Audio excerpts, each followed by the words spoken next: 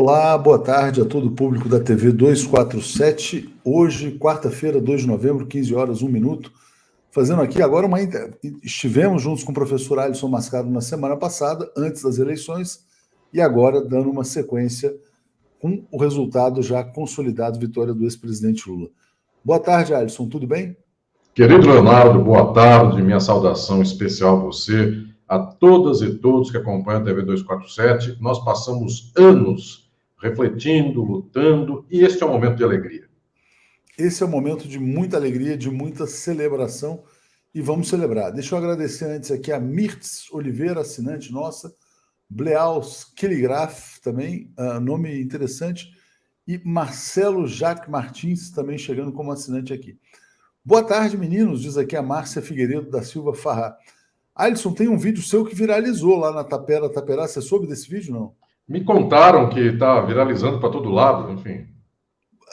Acho que eu vou rodar esse vídeo aqui. Deixa eu ver se eu consigo rapidamente aqui, ó. Eu vou, enquanto você vai fazendo uma saudação, eu estou baixando ele aqui. Já a gente coloca um trecho para as pessoas. Ah, bom, já tem ele aqui.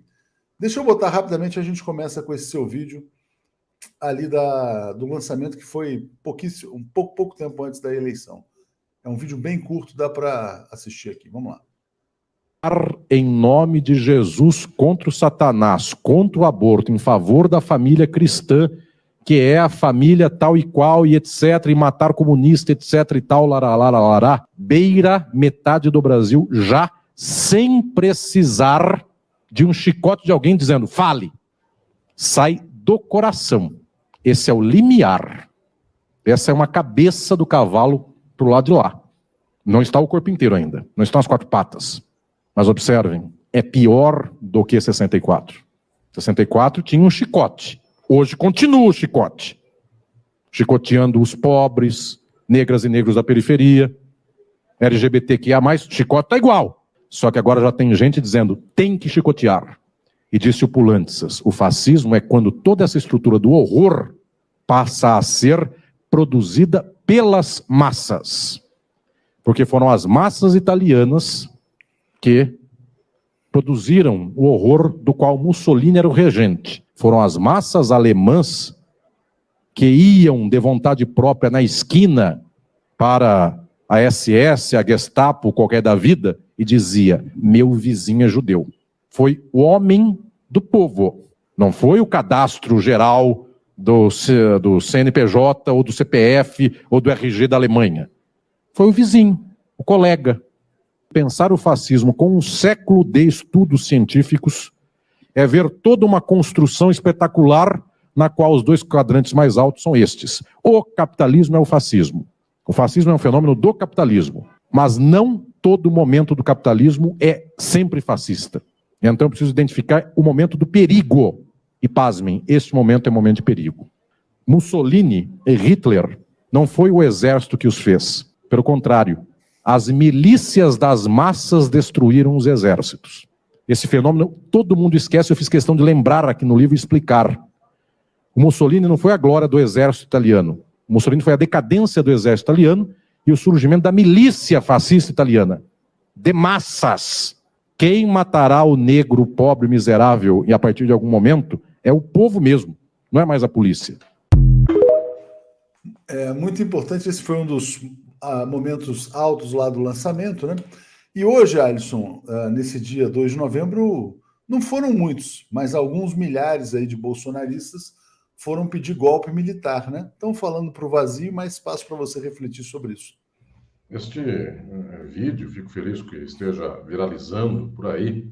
Leonardo me deu a alegria de estar também nesse dia, no lançamento de Crítica do Fascismo, faz 10 dias, no máximo, que isso aconteceu.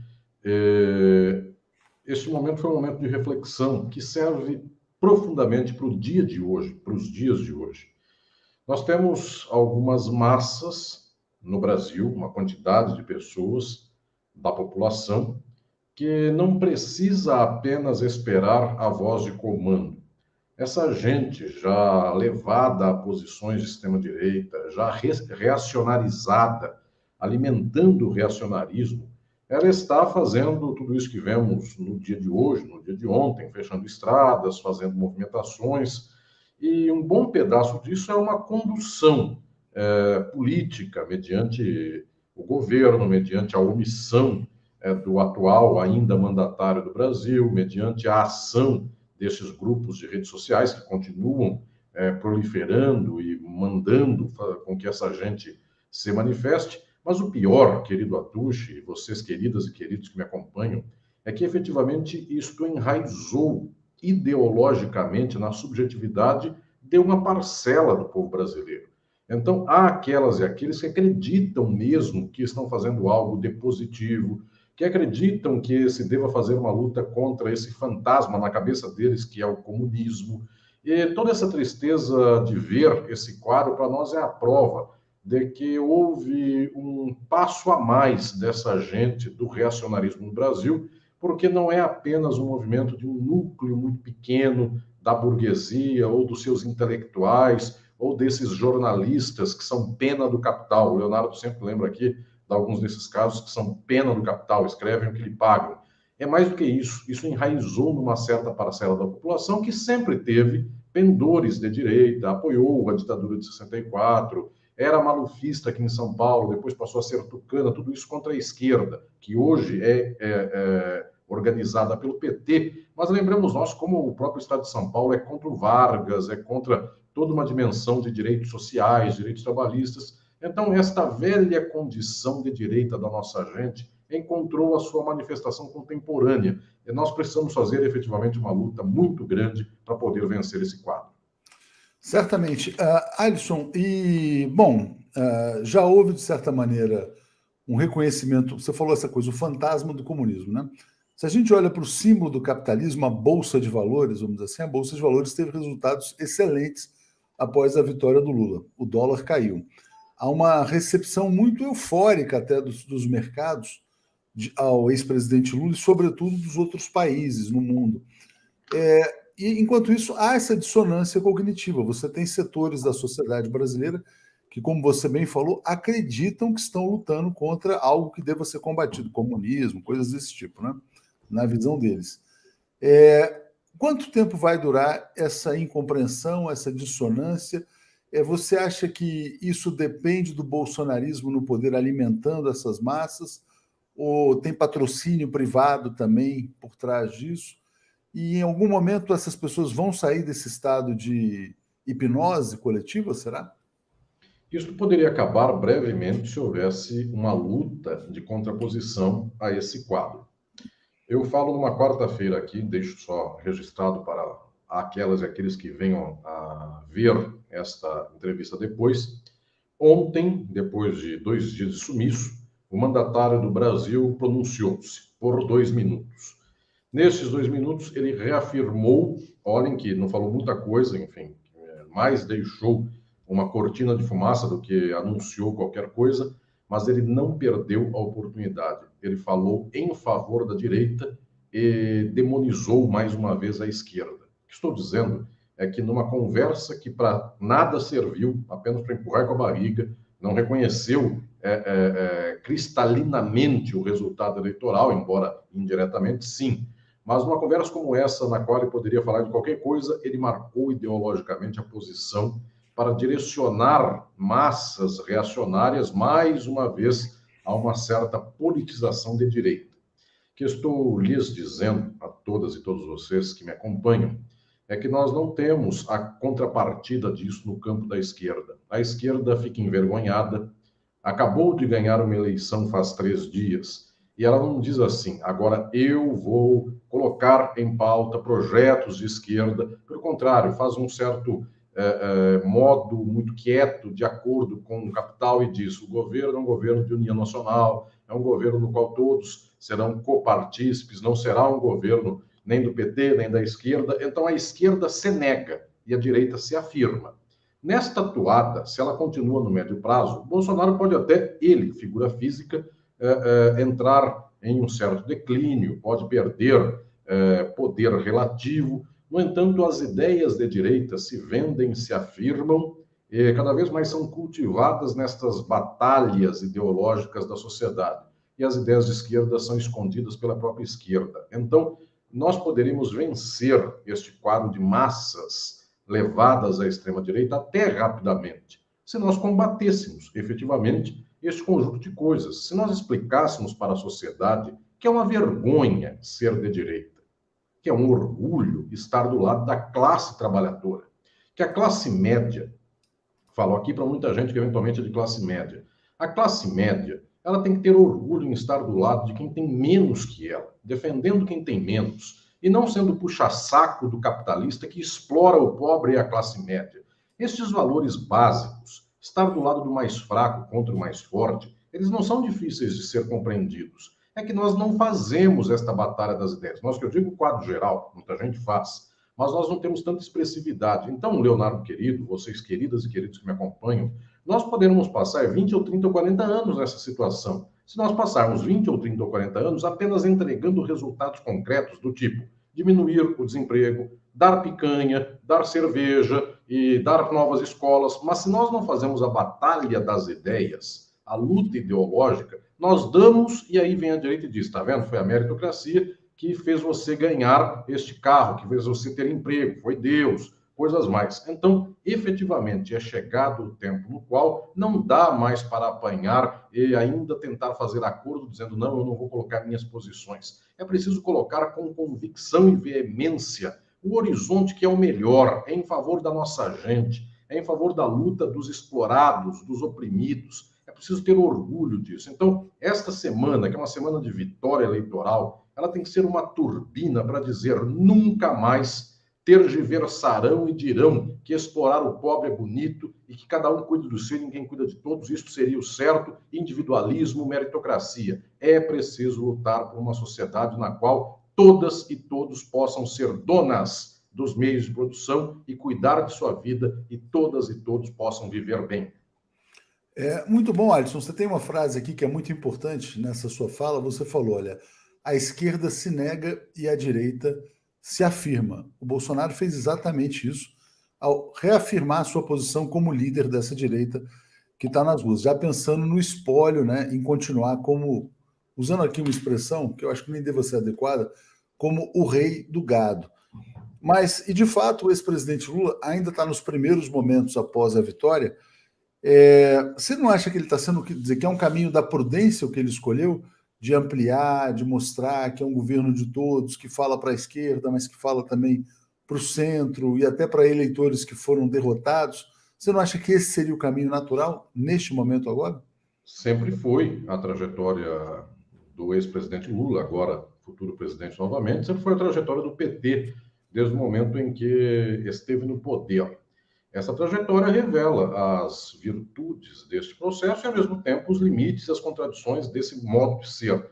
Quais são as virtudes? Busca fazer um acordo mais amplo, este acordo, então, traz partidos de direita para o governo. E quais são os limites disso? Não dá diretriz, também não estabelece confronto. Ao não estabelecer inimigos, ao não dizer, eu tenho um outro lado contra o qual eu bato, deixa o lado de cá totalmente desarmado, porque dá uma impressão de que é uma concórdia política e não de uma luta política. E aí a extrema-direita, ela só se organiza afirmando luta política. Então ela diz, o outro lado está errado, o outro lado nos persegue, o outro lado quer acabar com a vida de você. Então a extrema-direita hoje no Brasil, ela tem mais capilaridade, ela reúne mais gente, ela efetivamente sensibiliza as pessoas mais, enquanto o lado dessa esquerda é um lado que tenta fazer concórdia. Então diz assim, a Globo hoje está do nosso favor, que legal que o Bonner sorriu quando deu o resultado da eleição, os jornalistas da Globo se abraçaram, de tal sorte que isso desmobiliza as massas de esquerda, porque elas dizem assim, a Globo nos ferrou em todo esse processo do golpe contra Dilma, e antes com Lula, etc. e tal, mas agora ela está do nosso lado, então nós não temos inimigo. Nós pensamos numa concórdia e então, daqui a pouco, estes falsos amigos enfiam uma faca nas costas da esquerda. Então tem um processo que é bom nesse quadro, que é o seguinte, no curto prazo, isto faz uma espécie de concórdia maior, mas em médio prazo fica toda a massa desmobilizada e a extrema-direita nunca desmobiliza suas massas. Então, a extrema-direita consegue parar 300 rodovias e a esquerda, se parar uma, ela não para, em primeiro lugar, e se parar uma, acontece o que nós sabemos que acontece. Então, efetivamente, nós ficamos fracos com esta posição em médio e longo prazo. Fica fácil no primeiro momento, mas fica muito difícil no segundo momento. Então, imaginemos nós, o ex-presidente Lula jamais poderia ter sido preso. E olhem como faz esta figura, que é o atual mandatário do país, ele vai fazendo de tudo e vai colocando as massas consigo, e muito provavelmente ele não será preso o ano que vem, porque efetivamente ele mobiliza, ele tem uma certa ação em positivo, enquanto a esquerda, historicamente, nas últimas décadas, ela tem sido omissa, plácida, imaginando que nesta calmaria ela vai navegar eternamente, e ela não navega. Importante, porque, inclusive, muitas pessoas têm a expectativa de prisão do Jair Bolsonaro, da sua família, por todos os crimes cometidos, mas ele vai mobilizando, ele vai intimidando, né? Ele atua na base do terrorismo.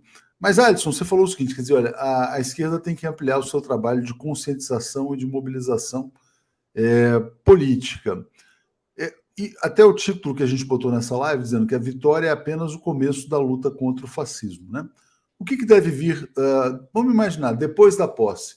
Agora um período de calmaria, faz a transição, toma posse, porque ainda tem muita bomba terrestre aí armada contra o ex-presidente Lula. Chega ao poder, o que faz? Quer dizer, quais, na sua opinião, deveriam ser as prioridades? Esta nossa live de hoje, essa entrevista de hoje, eu vi de muita gente, muita mensagem aguardando esta reflexão, porque eu fiz uma entrevista aqui com a Tuxi semana passada, e eu mesmo na semana passada disse, não é momento de fazer a grande reflexão, é momento de, em faltando 3 dias ou 4 para a eleição, gastar energia e juntar ânimo e ganhar a eleição. E vejamos nós, foi uma eleição que era fundamental que nela tivéssemos muita energia. Pois bem, agora, então, passado este momento eleitoral, é a hora de efetivamente pensarmos nos caminhos e nas estratégias, nas táticas que fazer de agora em diante. Primeira questão que eu quero aqui dizer, porque sei que muita gente está acompanhando esta entrevista e muita gente que, inclusive, tem interlocução com muitas áreas, então vamos lá.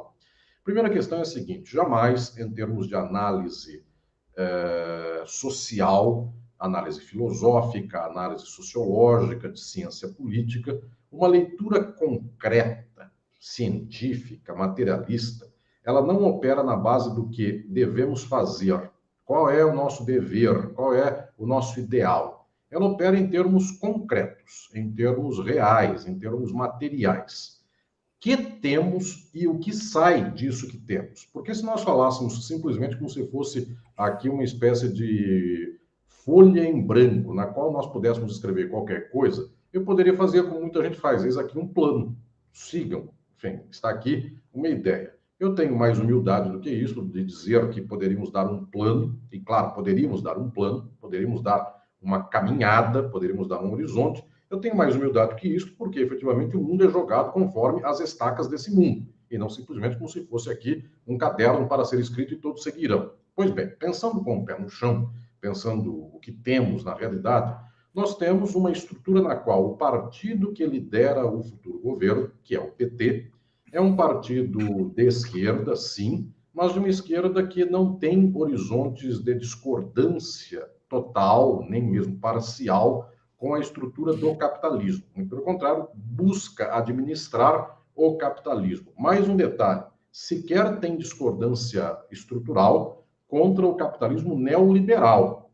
O PT tem, historicamente, nos governos Lula e Dilma, ele tem uma discordância contra efeitos do neoliberalismo. Que são efeitos? Fome, eventualmente um dado grau de desemprego, condições de habitação insuficientes, de escola insuficiente, de hospital insuficiente. Então, estes são efeitos do capitalismo neoliberal. Isso não é a causa.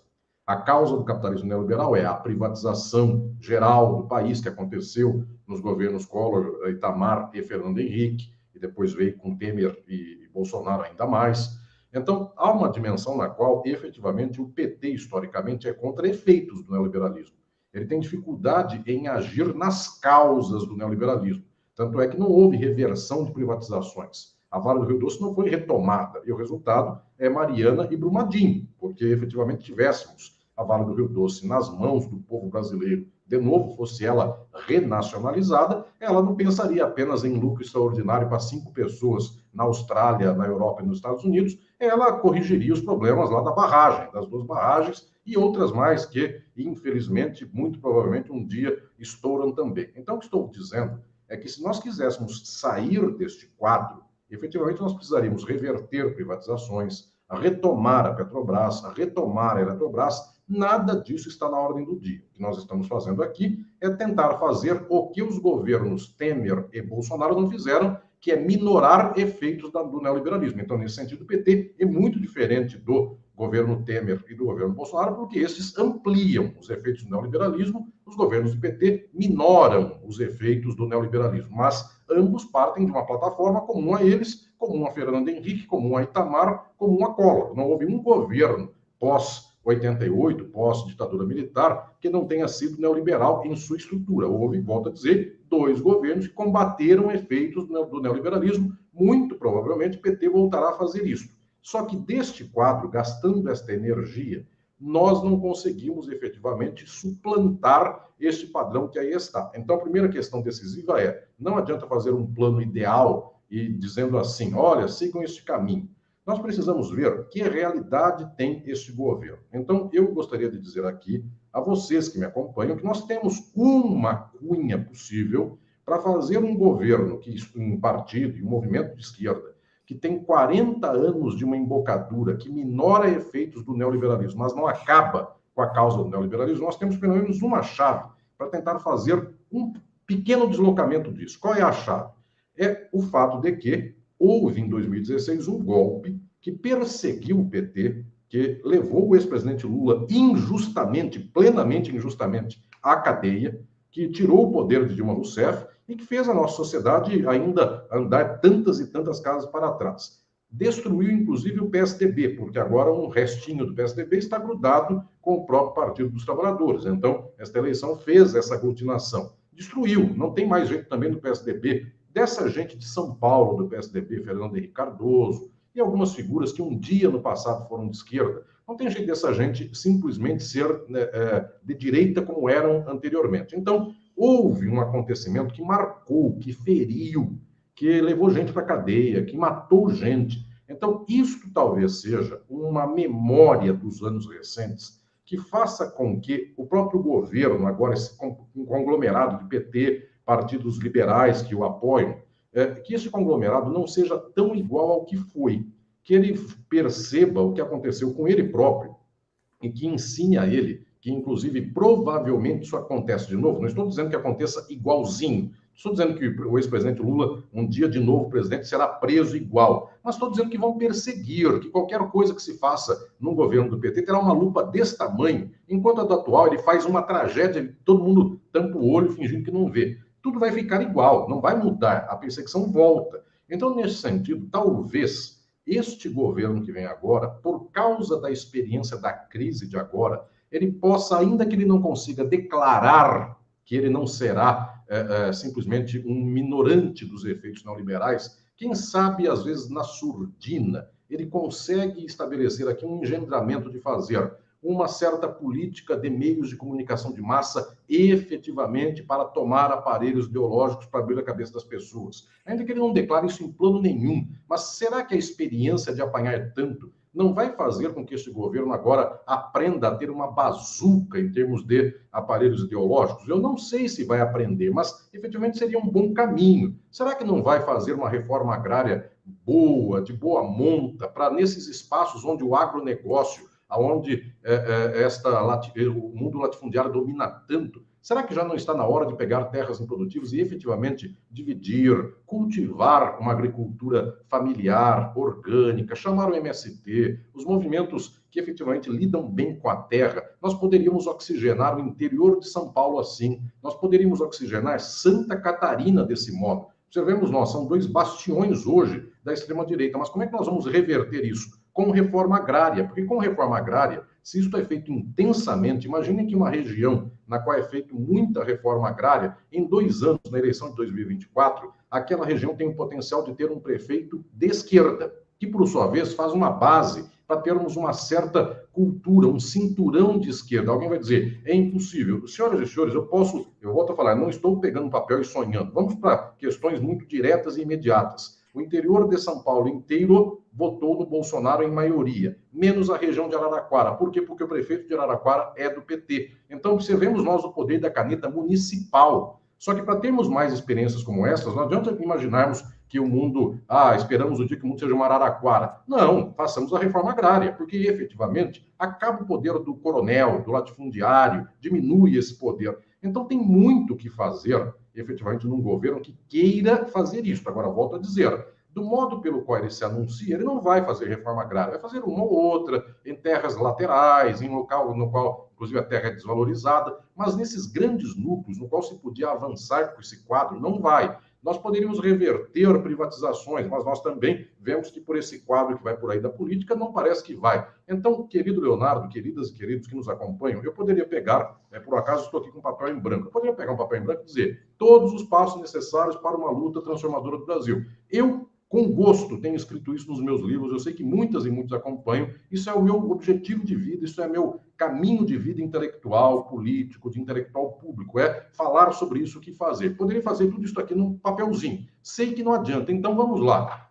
Naquilo que é o comezinho imediato, na plataforma pela qual, historicamente, vem a própria tradição da esquerda liberal do Brasil, quem sabe um certo deslocamento para ver se disso florescem condições sociais, novos movimentos sociais, novas lutas políticas. Quem sabe daqui a alguns anos nós temos um caldo de cultura diferente. Então não estou pedindo muito, nem estou pedindo idealismo, estou pedindo só para que não apanhem de novo. Eventualmente uma fala como esta é fundamental para termos uma TV pública, reforma agrária, retomada de estatizações de certos setores da sociedade, ampliação da escola pública, das universidades públicas. Então, eu sei que se pedir demais não vem, mas de repente isso é por conta do tanto que apanhamos nós, para ver se a gente apanha menos.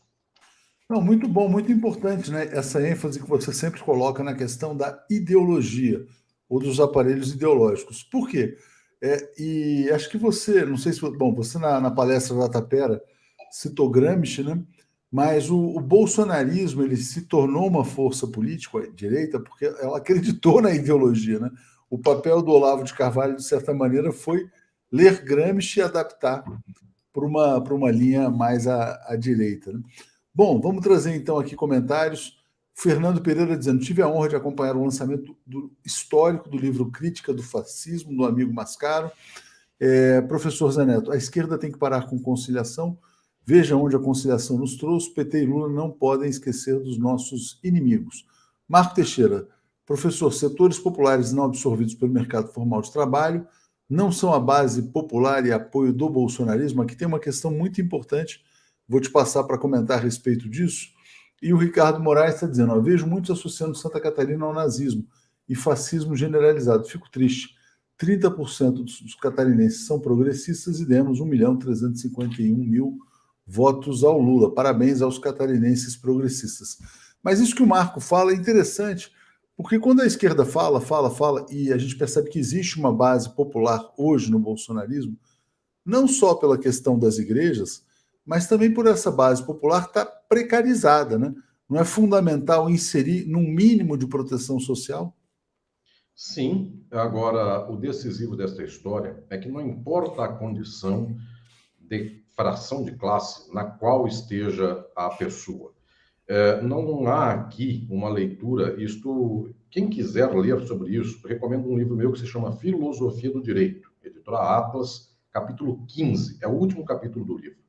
Por lá eu ensino o seguinte: nós não temos uma sociedade na qual certos setores, só porque são de tal serviço ou tal dinâmica de produção, eles já são de direita ou de esquerda. Então não existe assim, aquele que tem CLT é de esquerda, quem não tem e que é um microempreendedor individual, que não está absorvido pelo mercado de trabalho formal, é de direita. Isso é uma descoberta fundamental do marxismo dos últimos 50 ou 60 anos. Tecnicamente, dentro do capitalismo, não importa a profissão da pessoa, ou mesmo a ocupação, ainda que informal, não é isto, ontologicamente, é um palavrão esse, me desculpem usar uma palavra de filosofia, não é ontologicamente que alguém pende para um lado ou para o outro. é ideologicamente. Então, essa descoberta é do Louis Althusser, é de Althusser essa descoberta. Se nós somos todos programados nas nossas relações sociais para a ideologia do capital, assim nós ficamos. Então, o que estou dizendo aqui é o seguinte, aproveitando a pergunta do companheiro Marco Teixeira. Os setores que não são absorvidos pela CLT, por que eles são de extrema-direita? Porque, efetivamente, eles não são disputados pela esquerda.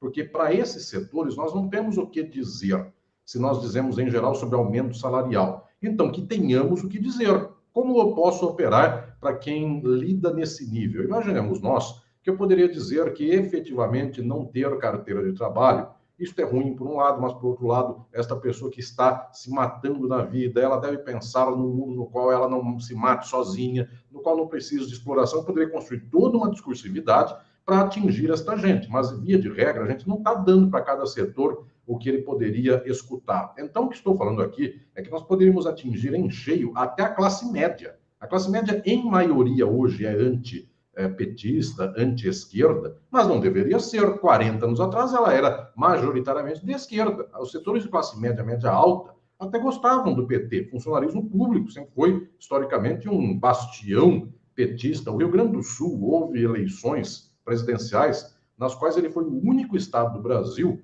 a votar majoritariamente no candidato Lula e não no candidato Fernando Henrique Cardoso. Então, houve tempos distintos. Santa Catarina votou para a senadora, votou ao Senado Federal e elegeu Ideli Salvati em tempos atrás. Então, não é simplesmente jogar e dizer, bom, essa gente não tem salvação. Pelo contrário, agora, nós precisamos ter um horizonte para o qual nós apontemos. Qual é a grande dificuldade nossa? Como nós não temos aqui um horizonte, nós mais ou menos administramos o presente, não importa qual presente, mas é sempre uma conciliação do imediato a gente não vê para frente. A gente também não tem o que apontar para as pessoas em médio prazo, dizendo, sofra hoje para fazer uma revolução amanhã. Porque a pessoa aguenta não só a vida da benesse hoje, se ela lhe é dado um horizonte. É isso que faz a extrema-direita. Este atual mandatário do Brasil, ele não deu para as pessoas melhores condições econômicas. Pelo contrário, ele deu piores. Mas ele aponta para o horizonte. Aguente aí, passe fome, vá comigo na manifestação, feche a rodovia, porque nós faremos um Brasil melhor. Como a gente não tem esta fala para a esquerda, a gente fica refém de setores que, só no nível, eu diria, muito imediato, muito chão, a pessoa diz assim, de fato eu ganhava 1.000, ganho 1.300, então eu voto nele. Percebamos nós, para vivermos uma vida nua e crua, só da contabilidade da picanha e da cerveja, é muito pouco que nós estamos fazendo em termos de mobilização política. Nós poderíamos dizer para o povo, nós precisamos de sangue, suor e lágrimas, como falavam aqueles que conclamaram a Segunda Guerra Mundial, a resistência contra o nazismo. Nós podemos prometer para o povo só sofrimento, mas desde que a gente aponte para um horizonte transformador. A religião faz isso, a religião aperta o cinto da moral, dos bons costumes. Todo mundo tem desejo sexual. A religião dá um chicote dizendo, não tenha, porque amanhã sua família será isto, aquilo, amanhã você vai ao céu. Cadê o horizonte que nós estamos apostando aqui em termos ideológicos? Por isso eu digo, luta ideológica é fundamental, mas para atermos, nós precisamos saber aonde nós queremos chegar. Como a gente não sabe onde quer chegar, não tem como lutar. A gente sabe que a gente não quer mais golpe, que a gente não quer mais sustos como esse do bolsonarismo, que a gente não quer mais fascismo. Mas não se fala, por exemplo, numa verdadeira emancipação popular, numa verdadeira liberdade, né? Onde uma sociedade onde as pessoas sejam iguais, tenham cultura, tenham educação, tenham dignidade, tenham bem-estar, enfim. As coisas precisam, de fato, concordo com você, ir muito além da picanha e da cerveja. Eu estou aqui, recebi mensagens de um amigo que falou o seguinte, olha, tem um tripé fundamental na questão da ideologia. Ele fala cultura, educação e comunicação. Qual desses ministérios você considera mais estratégico, cultura, educação ou comunicação? Ou se você acha até que deve haver algo mais transversal, uma integração entre todas essas áreas para a formação ideológica dos brasileiros? Os três são fundamentais, no entanto, eu recomendo agora mais um outro livro meu, que é O Estado e Forma Política, Boitempo Editorial. Por lá, quando eu trato sobre a estrutura do Estado, o Estado é um grande aparato, um grande aparelho, composto de variados elementos, como, por exemplo, ministérios. Então, o Ministério da Educação, o Ministério da Cultura, o Ministério das Comunicações.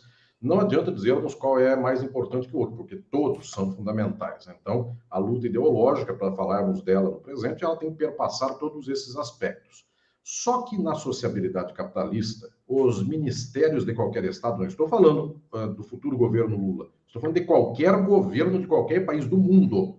Todos os ministérios de qualquer Estado, por isso eu falei do livro Estado de Forma Política, eles são capturados relacionalmente pelo capital. Então, o Ministério das Comunicações, ele, no final das contas, beija a mão dos donos das grandes televisões, das concessões de rádio, ele beija a mão do Google, do Facebook, do Instagram, enfim, das redes de internet.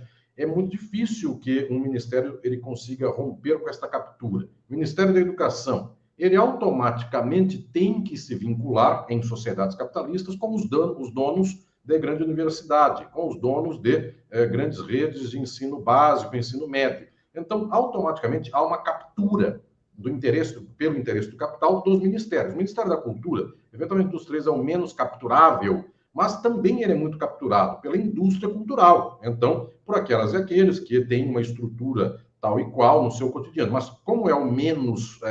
É diferente falar de dono de teatro do que dono de faculdade. O dono de faculdade tem mais capital. Por isso, o próprio governo Temer e Bolsonaro diminuíram esse ministério, porque não tem tanta gente burguesa para reclamar. Agora, observemos nós, o Ministério das Comunicações persevera em todos eles. Então, o que estou dizendo é que a luta imediata desses ministérios, ela se faz aos trancos e barrancos a partir dos solavancos desse cotidiano. Mas o mais importante que isso, querido Leonardo, dado que foi uma pergunta sobre ministérios, e ela é sempre peculiar, eu quero lhes dar uma resposta, então, também peculiar, e é importante que assim o façamos.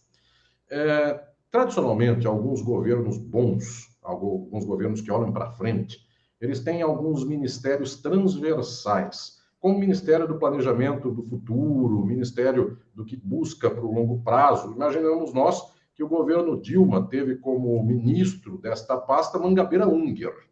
Mas, via de regra, esses ministérios que pensam para frente, então eles não são ministérios de nada, eles tentam dar ritmo para todos os demais ministérios. Esses ministérios que não têm dinheiro na caneta, só têm ideias criativas, esses ministérios, via de regra, eles repetem a lógica do capital, como foi o caso do que aconteceu no governo da ex-presidenta Dilma Rousseff. Eles tentavam fazer arranjos de microempresas com setores tais e quais. Para isso, já basta o Ministério do Planejamento da Economia, não precisa transplantar o Ministério da Economia em outro. Um ministério como este é o pensamento sobre o país, sobre a república, sobre a sociedade que leva esta sociedade adiante. É isto que falta a nós dizermos, olha, cada ministério, por mais que ele tenha que fazer concessão à Globo, se é das comunicações, que ele tem que se virar com ProUni, Fies para a faculdade privada e tenta dar o nó na goteira, e da cultura tenta fazer centro comunitário artístico nos bairros, é a ideia prima dos centros socialistas, que tanto eu tenho falado. Então, dimensões como tais, por mais que elas façam aqui, mas há uma linha para o país, há uma linha diretiva. Então, é isso que falta a nós. Para onde nós queremos ir? Eu diria que o elemento central ideológico nosso não é nem a administração dos ministérios que cuidam da ideologia, mas é a construção de uma narrativa de país, de um horizonte de país que possa, inclusive, dizer eu não quero mais fascismo, eu não quero extrema-direita, a direita está errada e o horizonte é tal e qual. Foi o que fez, inclusive, a Bolívia, quando, na sua narrativa, disse esse golpe nunca mais eu quero. O golpe aconteceu pouco tempo atrás. Precisa dizer, até agora não está dito. Então, até agora é a síndrome de Estocolmo. Então, eu diria, Leonardo querido, e todas e todos, que o movimento ideológico central, se for pensar no ministério, é o ministério que tenha menos caneta com tinta de dinheiro e que tenha o horizonte de reflexão mais alto de todos. O que eu quero para o Brasil nos próximos anos e décadas e o que fazer para que cada ministério, no seu particular, se oriente nesse caminho. Então, na verdade, o regente da orquestra e não pensar que cada qual toque muito bem só o seu instrumento. Olha que interessante, Alisson. Enquanto você falava sobre isso, eu recebia um artigo muito interessante do professor Luiz Carlos Bresser Pereira, professor da Fundação Getúlio Vargas e integrante do nosso conselho editorial. Eu quero ler um trecho aqui, porque tem tudo a ver com o que a gente está falando, né? Olha que interessante, né? Ele fala que... Ele faz um artigo que diz o seguinte: não podemos descansar sobre os louros. É como se ele estivesse dialogando com a nossa entrevista aqui agora, né? E ele contesta uma tese que circulou muito entre autores estadunidenses sobre a morte das democracias. As democracias estão morrendo e tal. O Bresser diz, não são as democracias que estão morrendo. O que está morrendo, existe essa percepção de morte das democracias liberais, porque o que morreu e está morrendo é o neoliberalismo, né? Então ele fala, dada a morte do neoliberalismo, o que emergiu? O populismo de extrema direita. Aí ele fala, agora o Brasil conseguiu derrotar esse populismo de extrema direita, que significa derrotar de uma só vez o neofascismo e o neoliberalismo. Mas ele fala o seguinte, olha, a extrema direita não morreu, né? Contra ela, as mulheres e homens progressistas precisarão, e suas organizações precisarão continuar a lutar com tanto ou mais vigor que o que mostraram quando lutavam contra o neoliberalismo. Ele também fala, o desenvolvimentismo que está aí é um desenvolvimentismo conservador, não é muito melhor do que o liberalismo, mas não é neofascista como a extrema-direita. Então, o que ele está propondo, na verdade, é um outro horizonte econômico que não seja um simples reparo e um simples remendo num neoliberalismo que já morreu, né? Eu achei interessante porque você falava, eu estava vendo esse artigo que chegou, que eu encaminhei aqui para a nossa edição, eu achei muito conectado, né? Tem que se apresentar um horizonte que ele está dizendo aqui que é muito mais do que anti-neoliberal. Ele não está falando, ele não usa as suas palavras quando você coloca que o horizonte é o socialismo. Mas claramente não é simplesmente remendar um neoliberalismo falido. É a morte do neoliberalismo que tem como espelho a morte das democracias e que o Brasil conseguiu conter nesse momento. Passo para você comentar. É lógico que eu não li o artigo inteiro, mas acho que você conseguiu captar a essência do que ele está transmitindo. A dimensão de que haja uma crise que não se resolve, ela é decisiva para a nossa atualidade. Eu não vou anunciar hoje com mais detalhes, mas eu deixo para uma próxima reflexão minha aqui com nosso querido Leonardo Dattucci, os quadrantes daquilo que eu tenho escrito nos livros, mas agora eu quero aplicar a nossa situação concreta. Mas eu vou antecipar algumas linhas dessa questão. Não tem nenhuma sociedade capitalista do mundo de hoje que tenha conseguido superar as contradições da sua crise na forma de acumulação pós-fordista, que é o neoliberalismo. Os Estados Unidos não conseguem sair do lugar, a Europa não sai do lugar, boa parte do mundo não sai do lugar, a América Latina não sai do lugar, que eu estou dizendo não sai do lugar. Vejamos nós, Cristina Kirchner e Néstor Kirchner pegaram a Argentina numa crise, enfim, como nunca houve igual. Saía um presidente a cada 3 dias do poder, não estou mentindo. Houve crise tamanha que a cada 3 dias um era presidente e era tirado, enfim, antes de uma semana.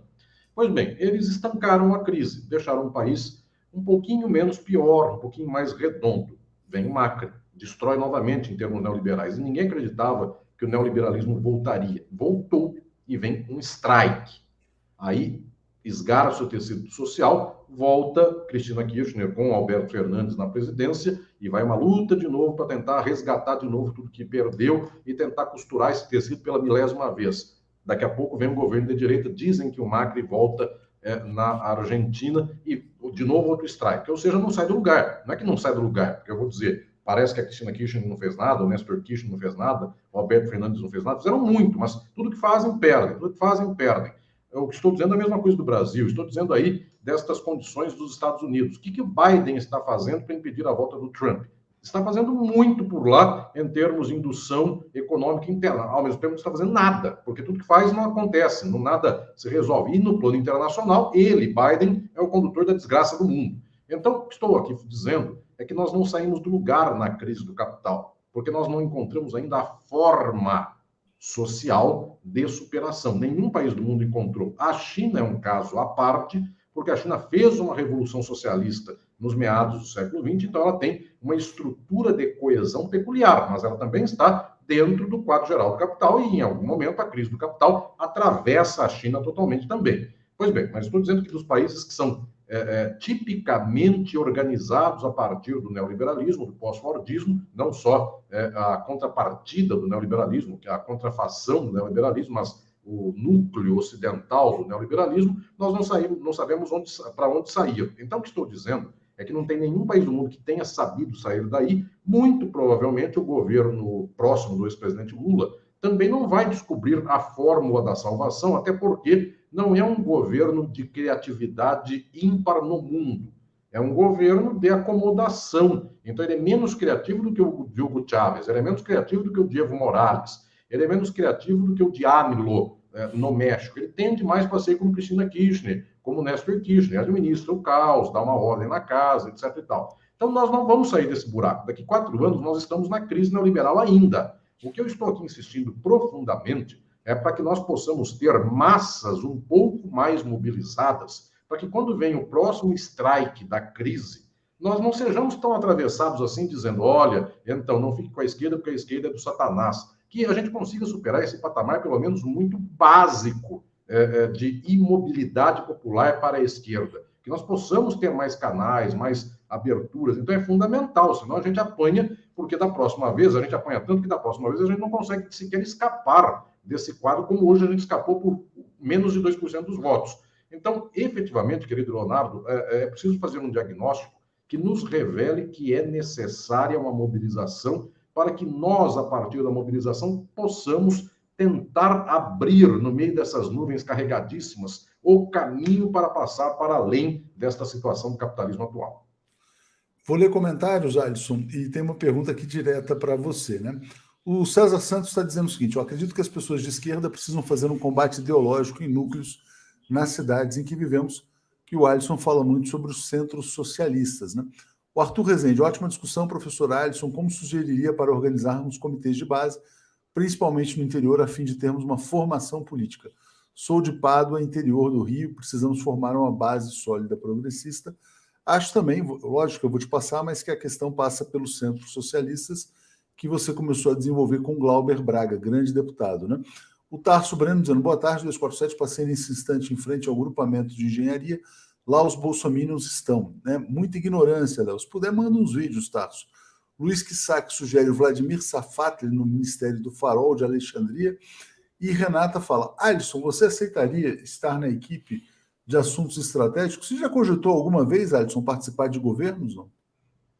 Não tenho isso por horizonte. Meu caminho é abrir cabeças da nossa gente. Enfim, essa é a caminhada. O que você faz já na universidade, na academia, como autor, como escritor, e nessas lives que a gente faz aqui com muita frequência. Mas isso que algumas pessoas falaram, né? Quer dizer, como fazer uma conscientização de base nas cidades. E aí você vê como o caminho mais eficiente os tais centros socialistas mesmo?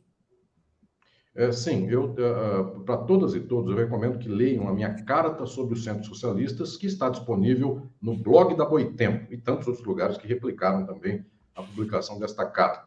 Por lá eu digo, são 2 lutas ideológicas no imediato. Uma delas é a dos aparelhos ideológicos de comunicação de massa. Nós não temos nenhum, pouca coisa temos, enfim, temos o 247, temos tanta coisa extraordinária, mas estes, eu diria, do grande atacado, nenhum é nosso. Então, é preciso fazer uma luta direta nesse sentido. E a outra é a luta da vida cotidiana, da vida comezinha, no bairro, na comunidade. Esta é do centro socialista. Então, não são 2 coisas, uma ou outra. São 2 coisas, uma e outra. É preciso ter grandes aparelhos ideológicos de chegada às massas, porque o bolsonarismo ele não fica gastando energia na rua, agitando bandeirinha só. Ele, efetivamente, ele tem os meios para chegar ao povo. Tem redes de WhatsApp, tem redes de afeto. Nós precisamos de rede de afeto. O nosso querido Leonardo até já chegou aí a carta sobre os centros socialistas, que está no blog da Boitempo. Então, é fácil, é só clicar por lá e vocês leem isso. Por lá eu explico como funciona a ideologia do capital hoje e como a gente pode atacar todas estas frentes, com qual forma de ataque. A forma do afeto é central, porque me permita também, querido Leonardo, e queridas e queridos, dizer que essa gente que hoje, quarta-feira, e por esses dias aí, essa gente que está na frente de quartel, que está se encontrando na rua, fechando rodovia, etc. e tal, há um dado que nós não percebemos no imediato, mas é decisivo. Isso é uma rede de afetos. Essa gente passa a ter uma causa de vida. Hoje é uma quarta-feira, dia de finados. A pessoa não tem que fazer em casa, ela de regra nem no cemitério vai. ela não tem o que fazer. Então, quando ela vai fechar a rodovia com pneu, ela encontra outra pessoa que tem o entusiasmo dela, ela se sente contribuinte de uma história, ela se sente epicamente numa narrativa. É uma gente que não tem nem sequer, eu vou falar de formas estéticas. Alisson, Então, desculpa te interromper a respeito disso, porque eu acho que vai ser muito ilustrativo sobre o que você está falando, né? Vou ler esse comentário do Marcelo, dizendo aqui na Argentina, o ultradireitista Javier Milei é um perigo maior, mas o que eu quero rodar para você é isso aqui, que tem tudo a ver, né? Quer dizer, com a dissonância cognitiva, com essa rede de afetos. Esse senhor, e com todo respeito a ele é um caminhoneiro, né? Não estamos aqui para desmerecê-lo em hipótese alguma, mas é muito importante que as pessoas vejam o que ele fala para que você faça a sua reflexão na sequência. Isso aqui é o verdadeiro povo brasileiro. Eu estou assim porque eu tenho uma filha de 7 anos, uma neta de 3. É emocionante ver essa atitude, a atitude do verdadeiro povo brasileiro que não admite comunismo, não admite bandidagem, não admite corrupção. Meu nome é Marcelo Francisco, moro em Suzano, tenho 50 anos de idade, tenho 3 filhas, 3 netas. Eu não admito um comunista, um bandido comandando o meu país, eu não admito. Vocês estão de parabéns. Eu amo o meu país e amo o povo brasileiro. O Bolsonaro conseguiu construir uma rede de afetos para ele, né? O Bolsonaro é o bandido, ele não sabe, ou finge que não sabe. O ex-presidente Lula é o melhor administrador do capitalismo brasileiro, né? E ele talvez não saiba disso. Mas como criar uma rede de afetos para uma pessoa que foi conquistada por um discurso mentiroso? O que temos nesta condição de hoje é efetivamente uma rede de afetos. Quem está na rua, quem está fechando estrada, quem está por aí nesses protestos, essa gente se encontra efetivamente. E essa gente se encontra com sinais mais atravessados, porque vejamos nós que para esse cidadão o comunismo é o mal, é o demônio, e deveria ser o contrário. Só que como isto acontece, como isto se dá? Porque houve vanguarda de luta ideológica dizendo que o comunismo é o demônio. Nós só podemos reverter isso como uma vanguarda de luta ideológica para dizermos que o demônio chama-se capitalismo e por isso ele está sofrendo com 3 filhos para criar e mais neta e mais não sei o que mais, não sei o que mais, e a vida dele de caminhoneiro não dá conta de pagar os seus boletos. Então, isso se chama capitalismo, a causa disso. E ele que é trabalhador do caminhão, não necessariamente todo trabalhador do caminhão, ele até pode ser dono do seu caminhão, mas não é todo caminhoneiro que é dono do seu caminhão, isso se chama capitalismo. Então, efetivamente, nós precisaríamos ter, em primeiro lugar, uma decisão social das esquerdas de dizer nós vamos mobilizar a nossa gente. Essa decisão ainda não existe até hoje. O governo próximo chegará e ele chegará escondendo a luta ideológica de esquerda. Então, eu volto a dizer, eu poderia até falar do passo 2, 3, 4, 1, 5. Como o passo 1 nunca é dado, eu não tenho nem que gastar energia com o que eu faço depois. Como é que eu posso esclarecer melhor sobre o conteúdo da luta social de esquerda? Eu não perco nem meu tempo com isso. Eu escrevo nos livros, claro, ensino minhas alunas, meus alunos, e quem quiser ler mais, lê meus livros. Só que, efetivamente, como a gente nem sequer toma a decisão de ir a campo para essa luta de mobilização, nada acontece. Então, faz vários anos que eu tenho falado sobre isso, faz anos que eu tenho escrito os meus livros, e a decisão maiúscula ainda não aconteceu de falarmos, vamos lutar para chegar a essa gente como este, nosso companheiro caminhoneiro, e esclarecê-lo e libertá-lo dessa condição, e efetivamente ter afeto nesse sentido. E só para concluir isto, Leonardo querido, também a forma da esquerda hoje não permite esse afeto, porque a esquerda, ela é meio de classe média, ela é um pouco arrogantezinha, ela se acha superior, ela tem uma estética muito sofisticada, ela não consegue falar para o povo. O que um universitário fala para o povo? O que um intelectual da universidade fala para o caminhoneiro? Ele não consegue falar claramente, diretamente, ele não se põe do lado do povo, ele sempre faz discursos complexos, com metodologia tal e qual, nota de rodapé da BNT. Veja, nós precisamos efetivamente estar afetivamente com o povo. Então, quem está numa luta socialista é em favor da classe trabalhadora e precisa ter o afeto para isso. E mais que ter o afeto, é preciso também dar o início de um processo de luta ideológica. Aquele senhor claramente é uma vítima da exploração capitalista, mas encontrou nessa ideologia de extrema-direita algum pertencimento, né, que deu a ele essa alegria, enfim, e esse sofrimento também na derrota. Erlene está nos apoiando, obrigado. Van Sakai dizendo como resolver problemas brasileiros com resultado e engajamento, né? É possível encontrar cabeças pensantes que sejam eficazes em combater a desigualdade? Acho que você falou bastante sobre isso, mas vou te passar para essa reflexão final. E o Adenauer também está te fazendo uma questão que é, num vídeo seu você menciona o livro Socialismo Jurídico, que respondia Menger. Esse trabalho refutado por Engels e Kautsky gerou o legado acadêmico que insistiu no assunto. Mises e companhia vem daí, desse debate? Aí é uma questão muito técnica, né? Mas não sei se dá para responder aqui também, mas está colocada aqui a questão do Adenauer e essa de Ivan Sakai também. O que você diria, Alisson? O próprio Engels, ele luta contra essa direita e já lutava contra os reformistas de antemão, então leiam esse livro, leiam todas as reflexões que por aí se desenvolve, eu mesmo escrevo e oriento a esse respeito sobre como sair da encruzilhada ideológica da direita.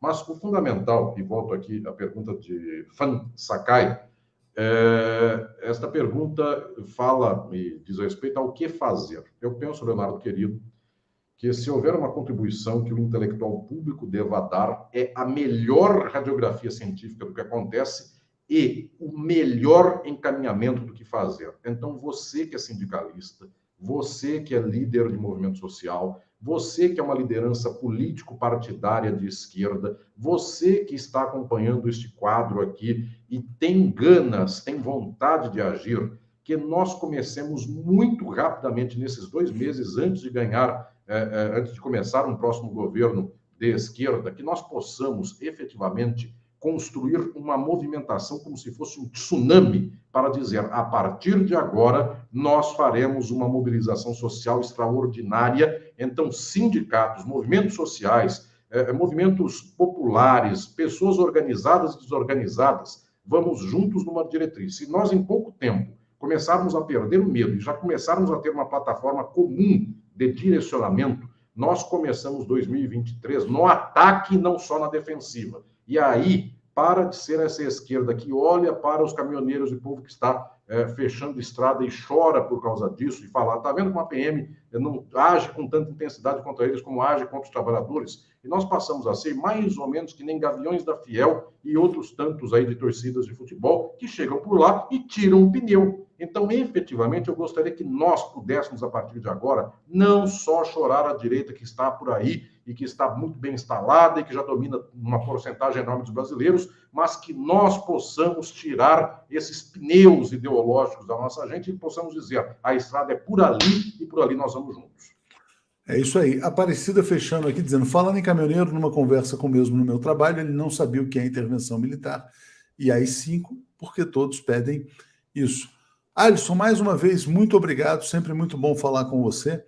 Primeira reflexão pós-eleição e certamente vamos falar muito durante esse período de grandes embates aí pela frente. Obrigado e bom resto de feriado aí para você e para todos. Obrigado, querido Leonardo, uma alegria enorme neste momento em que esperamos tanto para sair, momento que esperamos tanto para sair deste quadro que tivemos até aqui e que tenhamos energia maravilhosa para construir uma belíssima estrada. Obrigado. É isso aí. Obrigado. Abraço.